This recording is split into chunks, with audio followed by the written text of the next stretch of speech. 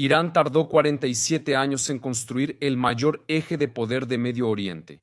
4 capitales árabes bajo la influencia de Teherán: Beirut, Damasco, Bagdad y Saná, en Yemen. Durante décadas, el régimen de los ayatolás logró rodear a Israel con brazos armados, gobiernos, aliados, milicias, corredores terrestres, rutas de contrabando, financiamiento y entrenamiento, y una narrativa ideológica que intentaba vender el terrorismo como resistencia. Y en pocos meses, ese eje comenzó a desmoronarse. La caída del régimen de Assad cortó la columna vertebral del proyecto iraní. Hezbollah perdió a su liderazgo histórico y una parte decisiva de su estructura de mando. Hamas perdió a algunos de sus líderes más importantes. Los hutíes empezaron a recalcular sus movimientos en Yemen.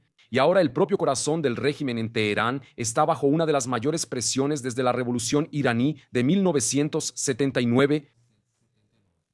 Parece una victoria, ¿verdad? Parece el fin de una amenaza. Parece que Israel finalmente está viendo a su enemigo histórico desmoronarse por todos lados. Pero pon atención a lo que te voy a mostrar en los próximos minutos, porque cuando ese eje caiga de una vez, no va a surgir automáticamente la paz en su lugar. No funciona así en Medio Oriente. Sé que mucha gente no entiende eso, pero no funciona así. Cuando una fuerza cae, otra intenta ocupar su lugar. Cuando un imperio retrocede, otro empieza a avanzar. Y esa nueva fuerza que puede surgir en lugar del eje iraní tal vez sea más complicada, más moderna, más protegida diplomáticamente y más difícil de enfrentar que el propio Irán. Quédate conmigo, directamente desde Israel, directamente desde donde todo sucede. Y antes que nada, déjame explicarte qué era ese eje. Porque sin entender esto, lo demás no va a tener sentido. Desde 1979, cuando los ayatolás tomaron el poder en Irán, Teherán tuvo un objetivo claro. No era solo defender sus propias fronteras, era exportar la revolución, era proyectar poder hacia afuera, era transformar a Irán en el centro de mando de una red regional. Contra Israel, contra Estados Unidos, contra los gobiernos árabes sunitas rivales y contra cualquier país que obstaculizara la ambición iraní de dominar Medio Oriente. Para eso, Teherán montó una red de brazos armados repartidos por la región. Hezbollah en Líbano, Hamas entre los palestinos, los hutíes en Yemen, las milicias chiitas en Irak y el régimen de Bashar al-Assad en Siria, que servía como puente entre esos lugares. Algunos analistas llaman a esta red el eje de la resistencia. Yo prefiero llamarla por su nombre real: sistema de terror subcontratado, porque eso era exactamente lo que era. Irán no necesitaba atacar a Israel directamente todos los días. Financiaba, armaba, entrenaba y orientaba a grupos terroristas para hacer el trabajo sucio. Ese era el genio oscuro del proyecto iraní.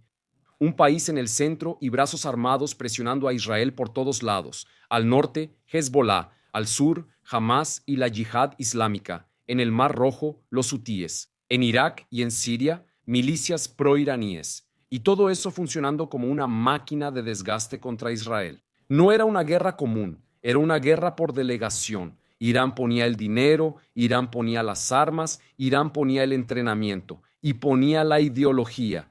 Pero quienes morían en la línea de frente eran los otros. Libaneses, palestinos, yemeníes, iraquíes, sirios. Ese siempre ha sido el método del régimen en Irán.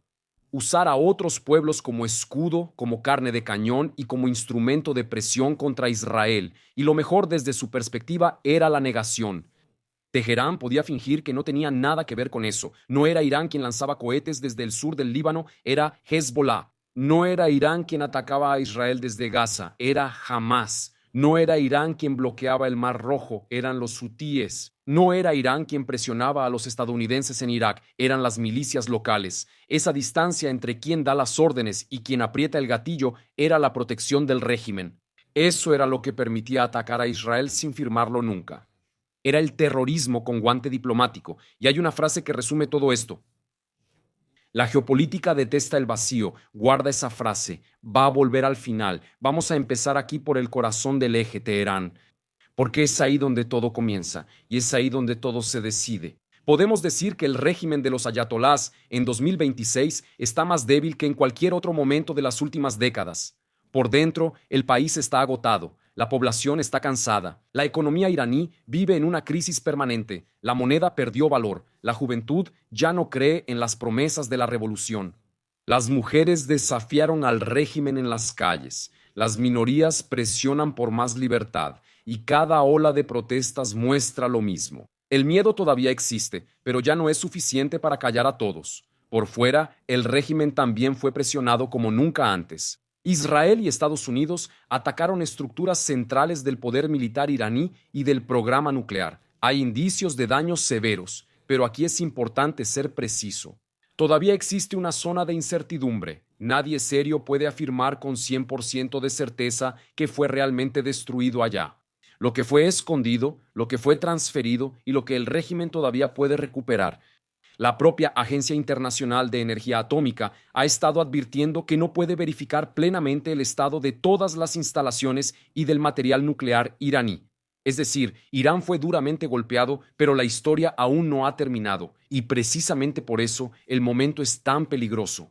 Porque un régimen acorralado puede retroceder, pero también puede intentar incendiar la región para poder sobrevivir. Y mira, hay un detalle que mucha gente olvida. Los arquitectos originales de este eje ya no están presentes en la escena desde hace tiempo. Qasem Soleimani, el hombre que diseñó gran parte de esta red de milicias, corredores y brazos armados, fue eliminado por Estados Unidos en 2020. Él no era solo un comandante militar, era el ingeniero político del imperio iraní fuera de Irán. Era el hombre que conectaba Teherán con Beirut, Bagdad, Damasco, Gaza y Saná en Yemen. Cuando Soleimani salió de escena, el régimen perdió mucho más que a un comandante, perdió el cerebro operativo del eje. En el mismo periodo, el programa nuclear iraní también perdió figuras importantes. Y cuando quitas a los arquitectos, presionas al régimen desde adentro, golpeas sus estructuras desde afuera y debilitas sus brazos regionales, la construcción comienza a agrietarse. Y eso fue exactamente lo que pasó. Pero el golpe más fuerte contra el eje iraní no vino desde dentro de Irán, vino de Siria. En diciembre de 2024, el régimen de Bashar al-Assad cayó. Y esto fue mucho más que la caída de un dictador, fue un terremoto geopolítico en la región. Siria era el puente, era el corredor terrestre, era el vínculo que conectaba Teherán con el Mediterráneo. Era por ahí que Irán conectaba Irak, Siria y Líbano. Por ese camino pasaba gran parte de la lógica estratégica del llamado creciente chiita, y era por ahí que Teherán mantenía su conexión con Hezbolá. Siria no era solo un aliado más, Siria era el camino, era la base, era el corredor, era la columna vertebral. Sin Bashar al-Assad, Irán perdió una pieza esencial del tablero. No quiere decir que el contrabando se haya acabado por completo, tampoco quiere decir que Irán haya quedado completamente aislado, ni que Hezbolá haya dejado de existir, pero sí significa algo fundamental. El sistema se volvió mucho más difícil, mucho más caro, mucho más expuesto y mucho más vulnerable. Y hay una frase que lo define con precisión: no existe eje sin acceso. Traducción simple: sin que Siria funcionara como puente seguro, Irán perdió la carretera que sostenía gran parte del proyecto. La columna vertebral del eje fue quebrada, y sin columna, el cuerpo todavía puede moverse, pero no se mantiene en pie como antes. Y ahí entra el tercer punto. Los brazos armados de Irán empezaron a sangrar porque Hezbolá, que era el más fuerte, el más organizado y el más temido, sufrió un golpe histórico. Durante años, Hezbolá fue tratado como el ejército más poderoso, que no era exactamente un ejército estatal. Posee cohetes, posee misiles, túneles, unidades de élite, presencia política y dinero iraní. Experiencia de guerra también en Siria, tenía dominio sobre áreas enteras del Líbano y tenía un liderazgo que comandaba la organización desde hacía décadas, pero esa imagen de fuerza absoluta fue completamente destruida. El liderazgo histórico fue alcanzado, la estructura de mando fue sacudida, la capacidad de disuasión fue puesta en duda y todo el Líbano empezó a sentir el precio de haber sido secuestrado por una organización terrorista que sirve a los intereses de Teherán. Hezbolá, no te equivoques, todavía existe, todavía es peligroso, todavía tiene capacidad de causar daño, pero ya no es el mismo Hezbolá de antes. Y eso, en Medio Oriente, lo cambia todo. Hamás también sufrió pérdidas profundas. Parte de sus líderes más importantes salieron de escena. Su estructura militar en Gaza fue destruida a gran escala, sus túneles fueron expuestos, su liderazgo fue cazado, su capacidad de gobernar Gaza fue sacudida. Y la fantasía de que jamás podría atacar a Israel, provocar una guerra y luego salir políticamente fortalecido se desmoronó ante la realidad. Hamas todavía intenta sobrevivir, todavía intenta venderse como resistencia, todavía intenta usar a la población de Gaza como escudo político, humano y mediático. Pero el Hamas de hoy no es el Hamas de antes, y los hutíes en Yemen también empezaron a recalcular sus movimientos. En algunos momentos aparecieron como brazo del eje iraní, en otros intentan presentarse como un movimiento local yemení. Esto no es contradicción, esto es supervivencia. Cuando Teherán está fuerte, todos quieren aparecer al lado de Irán. Cuando Teherán se debilita, cada brazo empieza a pensar primero en sí mismo, y esa quizás sea la señal más importante. El eje que se jactaba de controlar 4 capitales árabes hoy lucha por su propia supervivencia. Y antes de mostrarte la parte más importante, este video hasta aquí ya se ganó tu like. Si aún no estás suscrito al canal, suscríbete y activa la campanita para no perderte ninguna actualización. Porque lo que viene ahora, los grandes medios no te lo cuentan. Y ahora pon atención porque esta es la información más importante de este video. Si el eje de Irán está cayendo, la pregunta correcta no es quién ganó, la pregunta correcta es otra. ¿Quién ocupa el lugar? Porque en Medio Oriente el espacio vacío no permanece vacío por mucho tiempo. Aquí siempre hay alguien queriendo entrar y tomar el lugar. Alguien siempre entra, alguien siempre avanza, alguien siempre intenta transformar el caos en poder. Y hoy, el nombre que más aparece en este nuevo tablero es Turquía. Mientras todo el mundo miraba a Irán, Turquía se movía. Mientras todos hablaban de Teherán, Ankara miraba hacia Siria. Mientras Israel, Estados Unidos y Europa calculaban el tamaño del daño al eje iraní, Erdogan veía una oportunidad histórica. Con la caída de Bashar al-Assad se abrió un enorme vacío en Siria, y quien intenta llenar ese vacío ahora es precisamente Turquía. El nuevo gobierno sirio está liderado por Ahmad al-Sharan, una figura con pasado en grupos armados radicales y con una trayectoria que preocupa a mucha gente aquí en Israel. Y Turquía aparece como uno de los principales patrocinadores de esta nueva fase siria.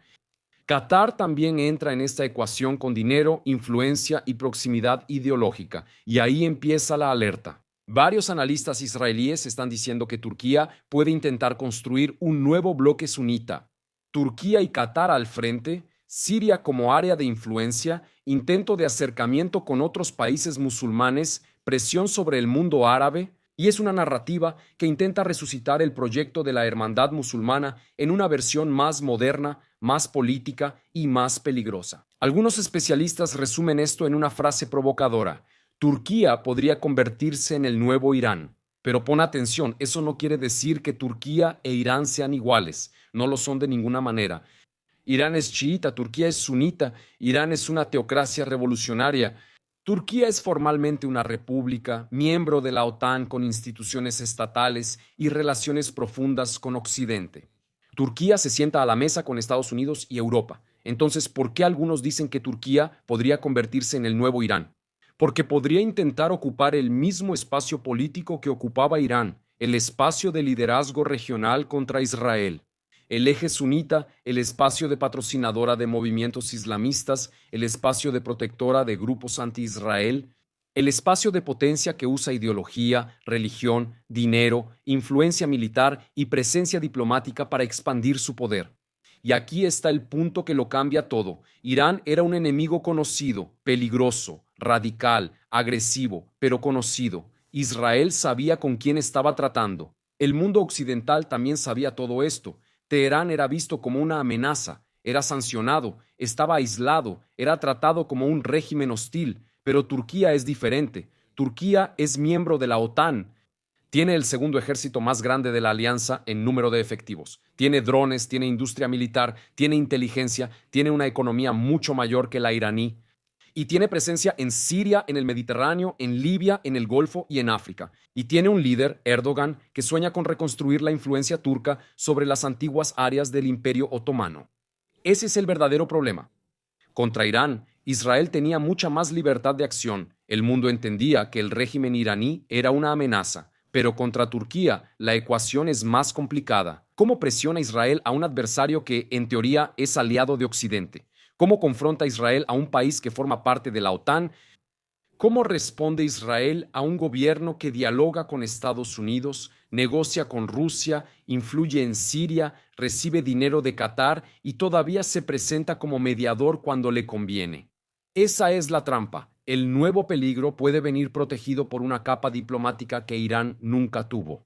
Irán venía con turbante, guardia revolucionaria y amenazas abiertas. Turquía viene con traje, tratados internacionales, drones modernos, comercio, diplomacia y discurso de liderazgo regional. Y eso, amigos míos, puede ser mucho más difícil de enfrentar. Ese es el peligro que casi nadie allá en Occidente está viendo. Y ahora, entre nosotros, déjame darte mi interpretación de todo esto. Todo lo que viene a continuación es mi análisis, y es lo que estoy viendo desde aquí en Israel. No es un hecho cerrado, tampoco es ninguna profecía, no es una certeza absoluta, pero es una línea que merece ser considerada. Lo primero es lo siguiente: mucha gente está celebrando la caída del eje iraní como si fuera el fin de todas las amenazas. Yo no lo celebro de esa manera. Ya les dejé esto claro a ustedes varias veces. Entiendo la importancia histórica de este momento. Por supuesto que es positivo ver a Irán debilitado. También es claro que es positivo ver a Hezbollah debilitado. Por supuesto que es positivo ver a Hamás prácticamente destruido en gran parte. Por supuesto que es positivo ver a Bashar al-Assad fuera del poder, pero Medio Oriente no funciona como un cuento de hadas. Cuando sacas a una potencia fuerte del tablero, el espacio no queda vacío. Recuerdas la frase del principio, ¿verdad? La geopolítica detesta el vacío. El lugar de Irán va a ser disputado. Y hoy el candidato más agresivo para ocupar parte de ese espacio es Turquía, junto con Qatar y con redes islamistas sunitas. La diferencia es que el eje iraní, a pesar de todo, era más centralizado. Tenía un centro de mando claro, Teherán. La orden venía de arriba, el dinero venía de arriba. La estrategia venía de arriba y la ideología también venía de allá arriba, pero el bloque sunita es más fragmentado. Turquía, Qatar, Arabia Saudita, Egipto, Pakistán y otros países no piensan de esa manera, compiten, desconfían unos de otros, tienen proyectos diferentes. Y eso es bueno y malo al mismo tiempo. Es bueno porque un bloque dividido tarda más en convertirse en una amenaza única. Pero es malo porque varios centros disputando el poder al mismo tiempo hacen que la región sea mucho más impredecible. Con Irán sabías exactamente dónde estaba el centro. Con el nuevo bloque sunita disputado por varios líderes, puedes tener competencia, radicalización, una carrera por influencia, apoyo a grupos locales y presión constante sobre Israel en varias frentes. Y hay una capa aquí más profunda que casi nadie conecta: China. Aquí entra el mapa económico. Irán es uno de los socios estratégicos más importantes de China en Medio Oriente, principalmente por la energía, la ruta terrestre, la presión contra el orden estadounidense y la integración al proyecto chino de la nueva ruta de la seda. China necesita petróleo, necesita rutas, necesita influencia, necesita socios que desafíen a Estados Unidos. Irán ha cumplido ese papel muy bien. En mi opinión, el debilitamiento de Teherán no se trata solo de Irán. También es una jugada contra la arquitectura de influencia de China en la región. Al sacar al régimen del tablero, se debilita profundamente a Irán, y Pekín pierde una pieza importante en Medio Oriente. Repito, esto es solo mi opinión, no una afirmación, pero si tengo razón, el juego es mucho más grande de lo que parece en la superficie. No estamos hablando solo de Israel contra Irán. No estamos hablando solo de cohetes, drones y milicias. Estamos hablando de una disputa mucho mayor. Estados Unidos contra China, Occidente contra el eje autoritario, Israel como la línea del frente, Medio Oriente como el tablero, Irán como la pieza central, Turquía como potencia emergente, Qatar como financiador ideológico, Siria como territorio en disputa, y Israel en medio de todo esto, tratando de sobrevivir, defenderse e impedir que se forme un nuevo cerco a su alrededor. Entonces, ¿qué necesitas observar de ahora en adelante? Te doy 2 puntos para que te grabes en la cabeza. Primero, Siria. Pon atención a cada movimiento de Turquía dentro del territorio sirio. Base militar, acuerdo económico, entrenamiento de fuerzas locales, influencia sobre el nuevo gobierno, relación con grupos islamistas, presencia de inteligencia turca en Siria, control de fronteras. Es ahí, en la práctica, donde un nuevo eje puede empezar a formarse. Siria era el puente de Irán, ahora puede convertirse en la vitrina de Turquía. En segundo lugar, el destino del régimen en Teherán. Si los ayatolás sobreviven, intentarán reconstruir el eje. Tal vez más débil, tal vez más escondido, tal vez más desesperado, pero lo intentarán una vez más. Y ahora, si los ayatolás caen de una vez, la carrera por llenar el vacío se va a acelerar de un momento a otro. Turquía, Qatar, Arabia Saudita, Egipto, grupos sunitas, potencias extranjeras, Rusia, China y Estados Unidos. Todos van a intentar influir en el nuevo mapa, y cuando todos corren hacia el mismo vacío, el riesgo de explosión aumenta. Por eso te digo, lo que estamos viendo no es el fin de la guerra en Medio Oriente, es el comienzo de la siguiente fase. El eje de Irán está cayendo, nadie tiene duda de eso. Pero la historia no termina cuando el imperio cae, solo pasa la página. Y en la próxima página, Israel tal vez no enfrente solo al enemigo de ayer, tal vez enfrente a un enemigo nuevo, más moderno, más diplomático, más difícil de aislar y más aceptado en Occidente. Y justamente por eso, más peligroso, Irán fue una amenaza brutal, pero era una amenaza que el mundo podía ver. Turquía puede ser una amenaza diferente, una amenaza que se presenta como socia, que habla el lenguaje de la diplomacia, que usa el sistema internacional desde dentro, que no necesita adoptar la fachada de un régimen para expandir su poder. Y ahí es donde está el peligro, porque a veces el enemigo más difícil de enfrentar no es el que te grita desde afuera, sino el que se sienta a la mesa, te da la mano y trabaja en tu contra mientras sonríe para las cámaras. Y yo estoy aquí siguiendo cada movimiento, cada decisión, cada pieza que se mueve en este tablero, porque Israel no puede darse el lujo de dormir. Israel no puede darse el lujo de creer en ilusiones. Israel no puede darse el lujo de pensar que la caída de una amenaza significa el nacimiento automático de la paz. En Medio Oriente, la paz no nace sola. La paz necesita fuerza, la paz necesita vigilancia y necesita fronteras defendidas, necesita inteligencia, necesita claridad. Y principalmente, la paz necesita coraje para ver el peligro antes de que toque la puerta. Como siempre digo, el tiempo lo dirá, tanto a mí como a Guido. Si este video te ayudó a ver lo que los grandes medios no conectan, hazme un favor. Suscríbete, activa la campanita, comparte y mándalo al grupo de la familia del trabajo, porque los grandes medios muestran las piezas por separado. Y aquí armamos todo el tablero. Nos vemos en el próximo video. Un abrazo y hasta entonces.